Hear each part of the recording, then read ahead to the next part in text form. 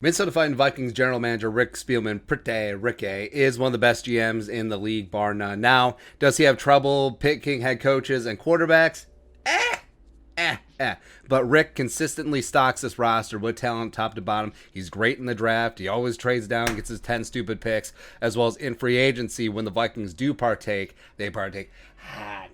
They do get after it. ESPN's NFL Draft analyst Matt Miller did a power rankings of the top 10 GMs in the National Football League, and Rick Spielman clocked in at 7. So we'll go through the list, and we'll say, too high, too low? We'll see. Number 1, so under the radar, Kevin Colbert has done a phenomenal job with the Steelers. Now, the Big Ben contract and the workings around that, but it is tough working with the cap, getting around it, especially when you do not have a guy like Rob Brzezinski. But pulling off the Minka Fitzpatrick trade, yes. Worst move, drafting Terrell Edmonds, it'd be what it'd be. But you look at how they draft wide receivers. You look at T.J. Watt. You look at Bud Dupree before he left.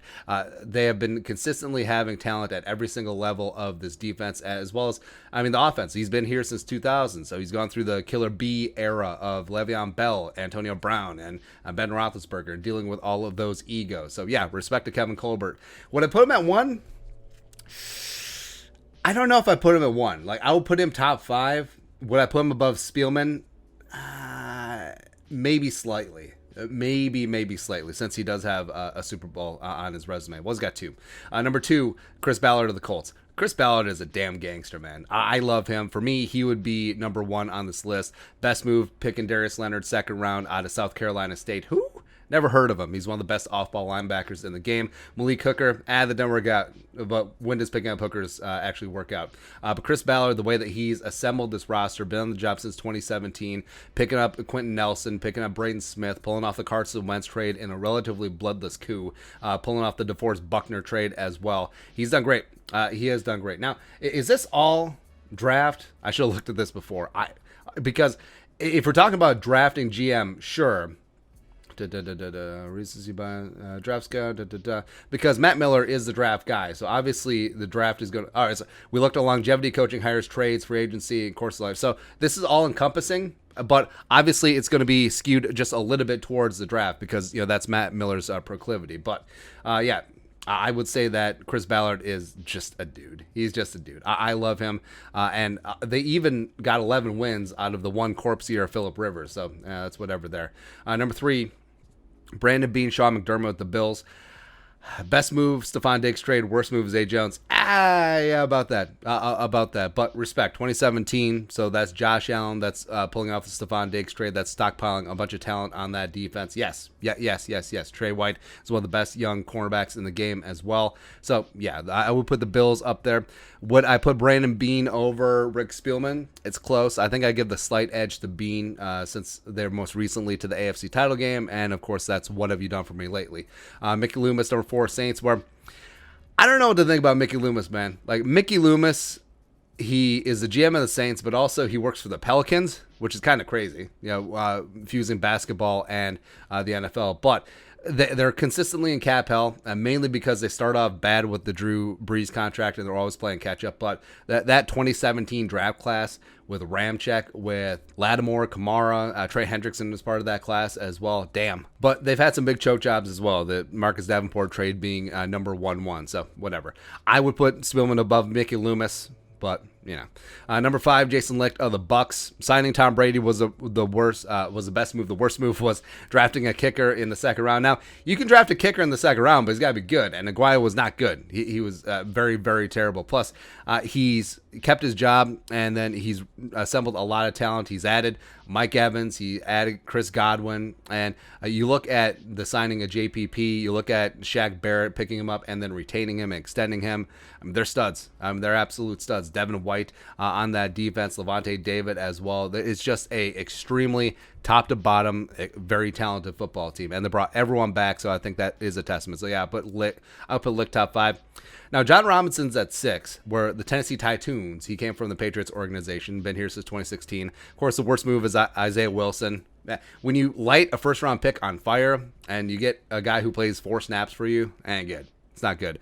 But A.J. Brown A.J. Brown is that dude, man. He is that dude. Plus, they resurrected the career of Ryan Tannehill. Because remember, Robinson and the Titans signed Tannehill from Miami to be the backup to Marcus Mariota. And then Tannehill became that guy. And then also the drafting of Jeffrey Simmons, who I think is one of the most underrated defensive interiors in the game. Once he gets paid, he may move the market a little bit. Harold Landry is solid on the outside as well, coming out of Boston College. I like Rashaan Evans, the linebacker, as well. So, yeah, they have a lot of really solid players from top to bottom. Plus, I do like that Robinson isn't afraid to take a couple of chances. Yeah, you look at the signing of Jadeveon Clowney, you look at the trade of Julio Jones. So, yeah, he will take some big swings. Yeah, he will get after it. And I think Mike Vrabel is a hell of a head coach as well. So, respect to John Robinson. Would I put him above Spielman? No. So, I think Spielman should be bumped up probably into the top 5. Like, who would I take above Spielman? I'd take Ballard for sure. It's close on Brandon Beane. It's close on Colbert. It's close on Licht. But yeah, pretty solidly top 5 with Spielman. Yes, I would do that.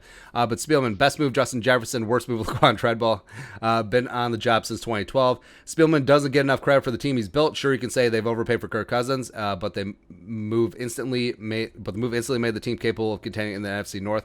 Well, I mean, they went to the NFC title game with Case Keenum, man, but has become one of the NFL's best quarterbacks. Spielman also built a dangerous wide receiver core twice, rolled the dice, and landed one of the NFL's best running backs, Dalvin Cook, in round 2. That's because Dalvin did have some health issues coming out of Florida State and has still in the NFL, and is otherwise paired well with head coach Mike Zimmer to keep the defense competitive outside of last season. Spielman may not have a signature move that elevates his... Oh, no, he's got the people's elbow. That elevates his status in the eyes of fans, but selecting Justin Jefferson in 2020 could ultimately be the transaction Spielman becomes known for. Well, yeah. But this is like surface level stuff. So drafting a Jefferson, yes. But what about the Stephon Diggs trade? What about the Diggs trade? And you look at that compensation versus DeAndre Hopkins, who had been traded a week before. It's night and day. And also, what about the Percy Harvin trade? We have no intention of trading Percy Harvin at this time. Getting a first and a third? Come on. What? Also, even though it didn't work out long term, 2016, what about the Sam Bradford trade? A week before the season, because Teddy's leg falls off, you trade for another team starting quarterback. Right? And if Bradford would have stayed healthy in 2017, you wonder what would have happened, because you saw the opener against the Saints, how good Slinging Sammy Sleeves Bradford looked, right? But it didn't work out.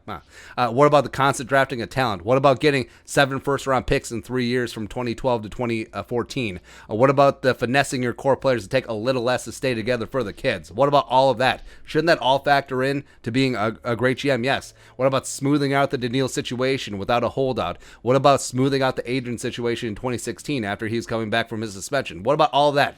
About all these soft skills that Spielman brings to the table that helps build a dynamic organization? He brings that. He does bring that.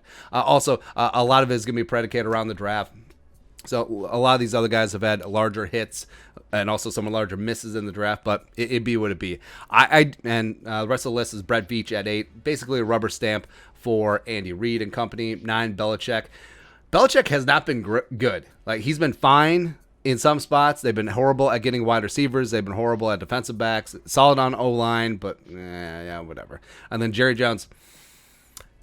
I don't know. I understand that on paper, Cowboys are pretty solid right now. Plus, they re-signed Dak finally. But Jerry, that's too much credit.